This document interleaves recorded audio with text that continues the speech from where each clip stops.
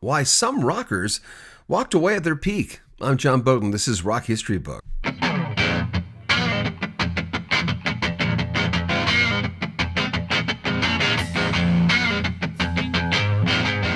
There are a lot of reasons why you'd walk away from, well, that fame and money. Physical and mental exhaustion. Sometimes rockers have health issues. Of course, addiction's always something that comes up. Prioritizing your family. Spiritual or philosophical shifts. Let's not forget being disillusioned by the industry. But there are so many roads out of rock and roll that some of our favorite musicians have taken. Here are 10. Sid Barrett. He was a brilliant and unpredictable founding member behind Pink Floyd, shaping their sound with whimsical lyrics, psychedelic experimentation, and a childlike sense of wonder. He was the primary creative mind behind the first album, The Piper at the Gates of Dawn in 1967. He also contributed to their second, A Saucer Full of Secrets in 1968.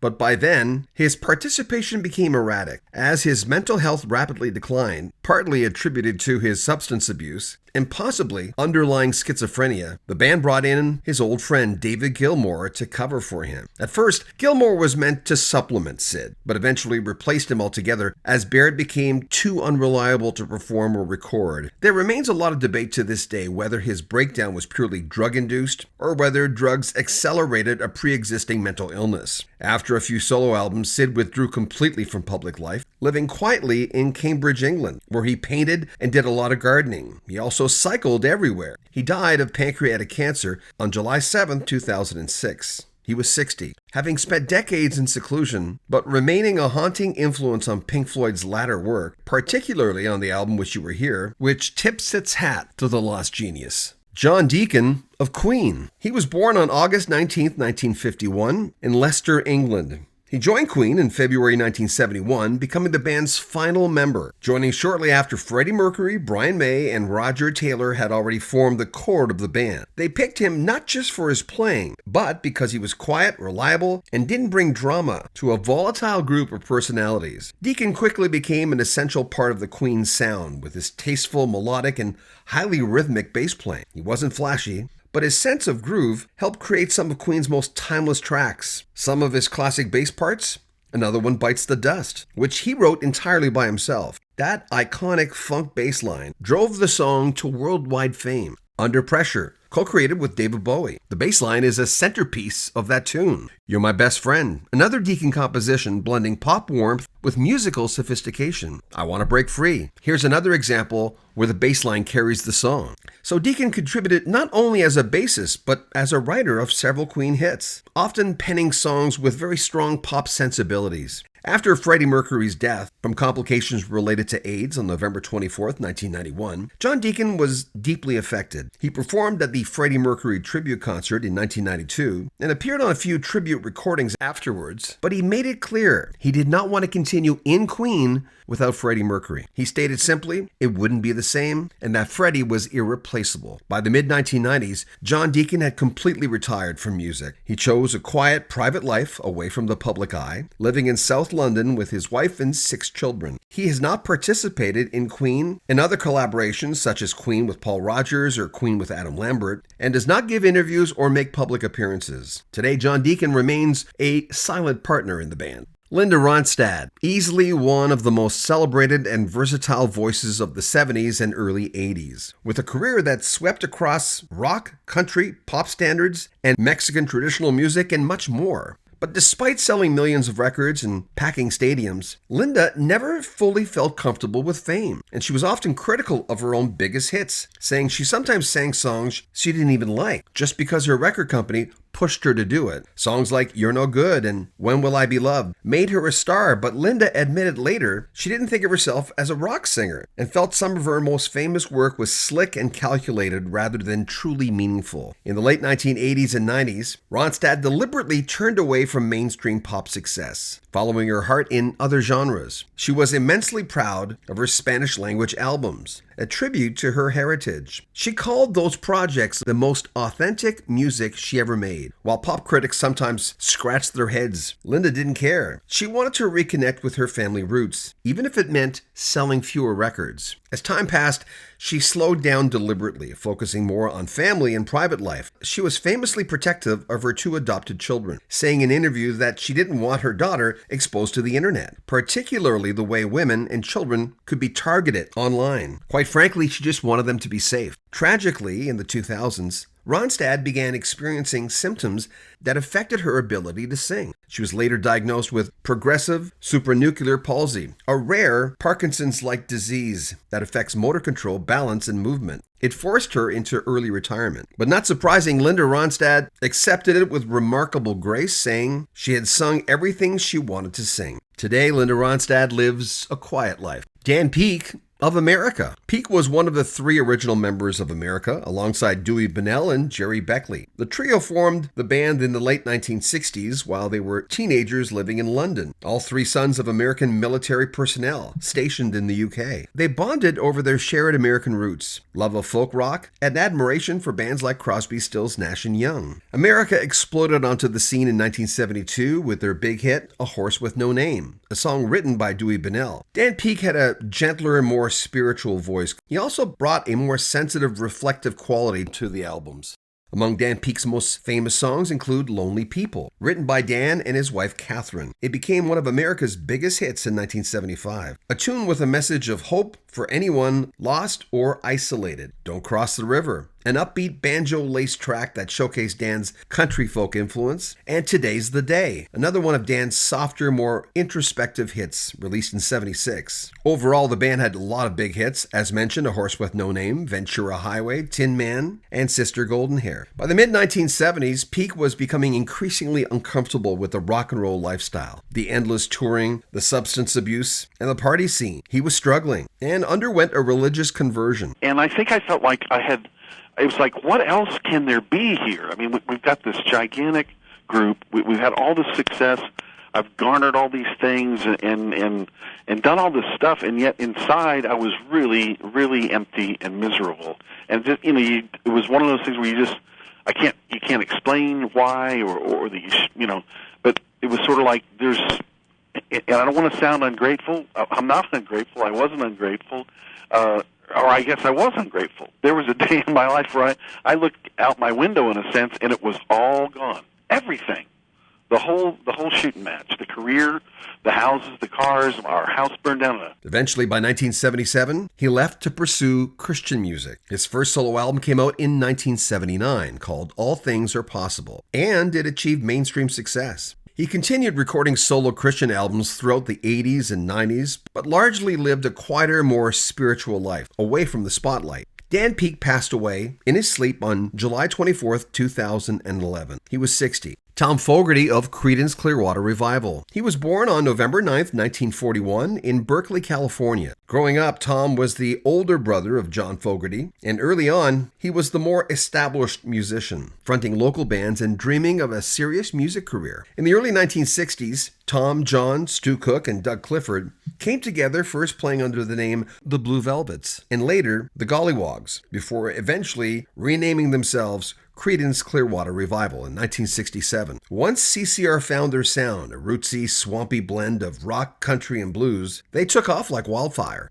From 1968 to 1970, Creedence Clearwater Revival became one of the biggest American bands in the world, with a string of huge hits like Proud Mary, Bad Moon Rising, Green River, Down on the Corner, Fortunate Son, and Who'll Stop the Rain. However, as CCR's success grew, tensions rose. John Fogerty took almost complete control of the band's creative direction, writing, singing, producing, and often dictating arrangements. Tom, once the band's original leader, became frustrated at being sidelined. He felt increasingly like a background player in a band he started. In early 1971, after recording 6 albums together, Tom left CCR, citing the loss of creative input and tensions with John. Shortly after Tom's departure, the remaining trio, John, Stu, and Doug, released the album Mardi Gras in 1972. It was a record, ironically, where John Fogerty insisted that Stu and Doug share equal songwriting and singing duties. But without Tom, and without John carrying the full load, the album was a critical and commercial flop, seen by many as the sound of a once great band falling apart. Shortly after Mardi Gras, CCR officially disbanded. After Creedence, Tom Fogerty launched a solo career in the 1970s, releasing several albums like his self-titled debut in '72,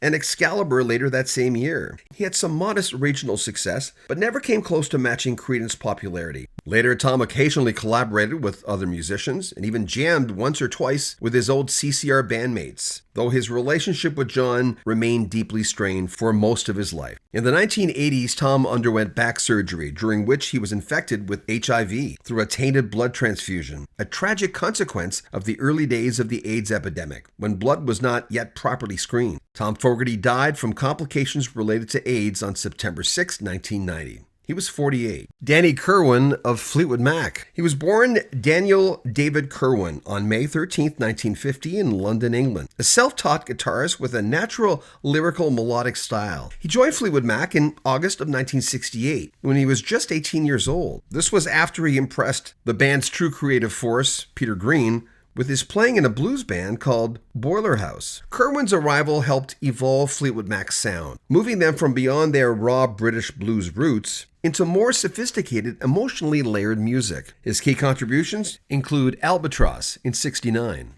Although primarily Peter Green's composition, Kerwin's delicate second guitar work was essential to the dreamy, hypnotic feel of the band's first #1 hit. Then there was Coming Your Way, a album that was released in '69. It was one of the first examples of Kerwin's songwriting influence. Dragonfly, a haunting single released in '71 after Green's departure. It showcased Kerwin's fragile, poetic songwriting style.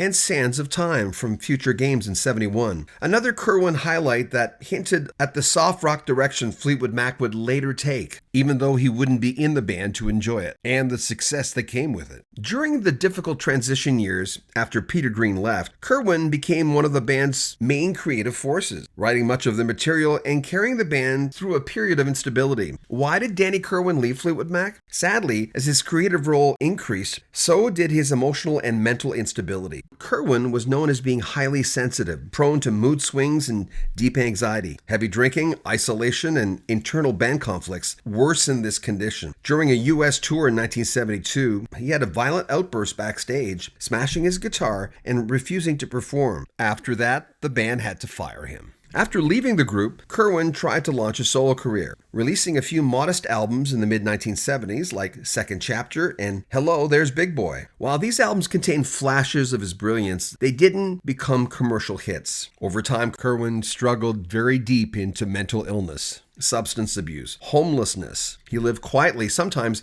in homeless shelters, for much of the 1980s and beyond. Former bandmate Mick Fleetwood tried at times to reach out to him, but Danny largely stayed isolated. He died in London on June 8, 2018. He was 68. The cause of death was reported as pneumonia.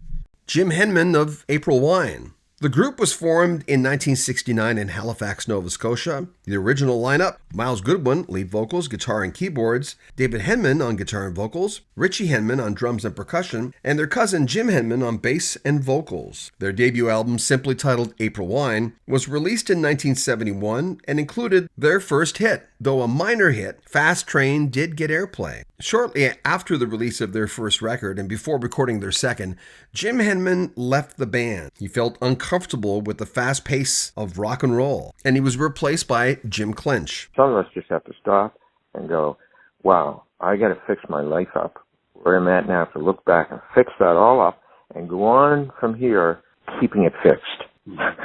Like not going in the ditch anymore.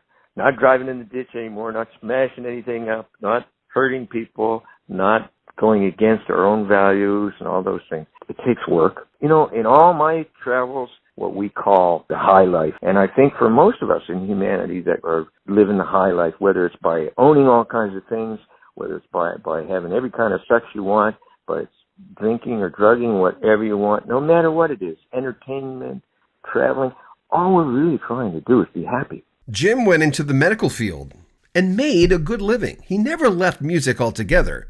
And in the latter part of Miles Goodwin's life, the leader of April Wine, who passed away in the latter part of 2023, it was Jim Henman who toured with him, who played the blues with him. Randy Meisner of the Eagles. Now, Randy didn't leave music after he left that big band, but he certainly wanted to get off that great train. It was a lot. Meisner was born March 8, 1946, in Scottsbluff, Nebraska. He grew up playing in local bands and eventually became part of the early country rock scene in Los Angeles, briefly working with Poco. He was part of the original lineup, but left after the debut album, and later with Rick Nelson's Stone Canyon Band. In '71, Meisner became one of the founding members of the Eagles, along with Glenn Frey, Don Henley, and Bernie Leadon. He was the bassist and a big part of that key early harmony of the band. And speaking of harmony, he was that high voice. On the Eagles' debut album, Randy Meisner sang lead vocals on Most of Us Are Sad, Take the Devil, and Trying. He also wrote 2 songs on the album and co-wrote one with Bernie Leadon, Early Bird.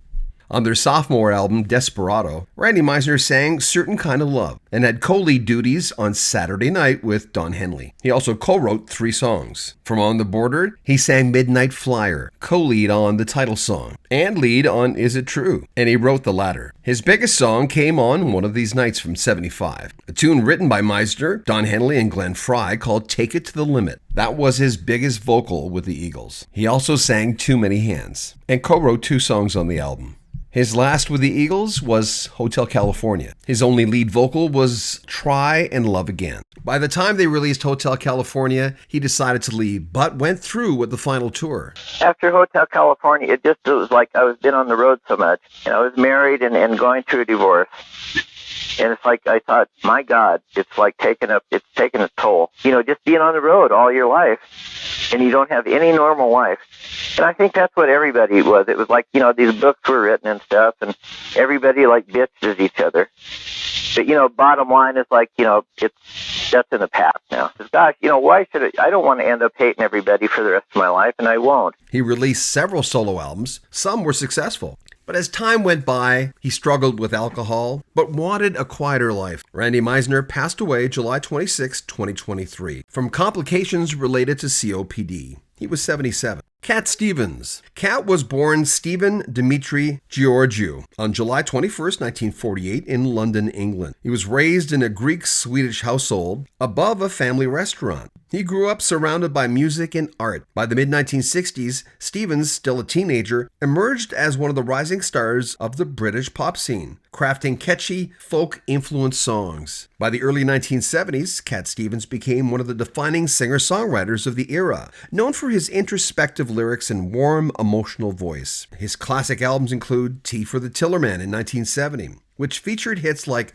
Wild World and Father and Son. Also Teaser and the Firecat, a year later with Morning is Broken and Peace Train. Songs like Moon Shadow and Where Do the Children Play made Stevens a global superstar, combining spiritual yearning with simple, unforgettable melodies. But despite his fame, Cat Stevens became increasingly disillusioned with music and the industry. In 1976, while swimming off the coast of Malibu, he nearly drowned, a moment he later described as a spiritual awakening. Shortly afterwards, his brother gave him a copy of the Quran, which resonated deeply with him. And in 1977, at the peak of his fame, Cat Stevens converted to Islam, taking the name Yusuf Islam. He walked away from a music career almost entirely. This was just after releasing his album Back to Earth in '78. He left behind the rock star lifestyle, married, raised a family, and devoted himself to humanitarian and educational causes. He later said he no longer felt music was appropriate for him in his life, but he did come back. Over time, he began to reconsider his relationship with music,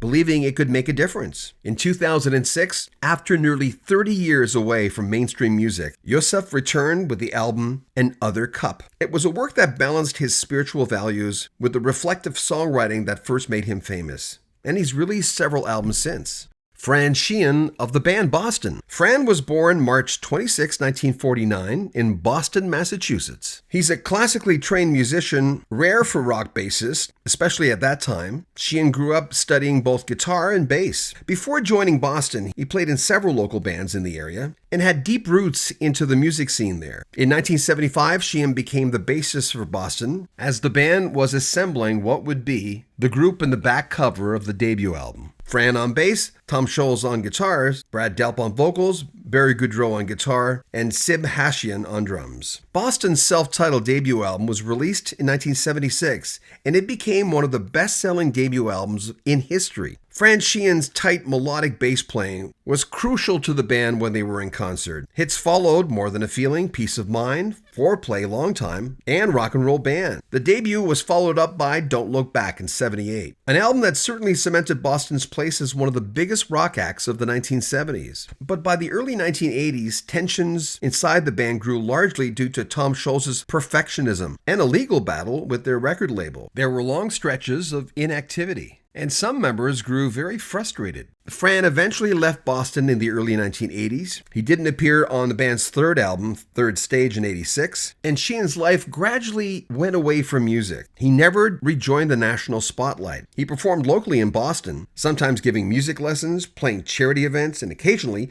sitting in with classic rock bands for special appearances. He kept a lower public profile than some of his former bandmates. In later years, Sheen occasionally attended Boston-related events and tributes, especially in honor of late lead singer Brad Delp. I haven't seen Fran in quite a time. He had an injury to his hand, and he hadn't really been playing a lot. I don't think he's played the bass in quite some time at this point.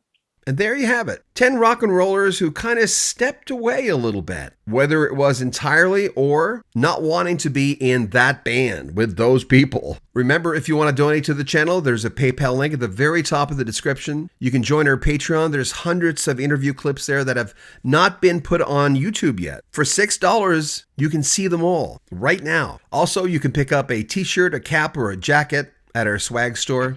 All the links, again, are in the description. Subscribe to our channel. Make sure you click the bell notification. Comment on our videos, like them, and share them on social media. I'm John Bowden. This is Rock History Pod.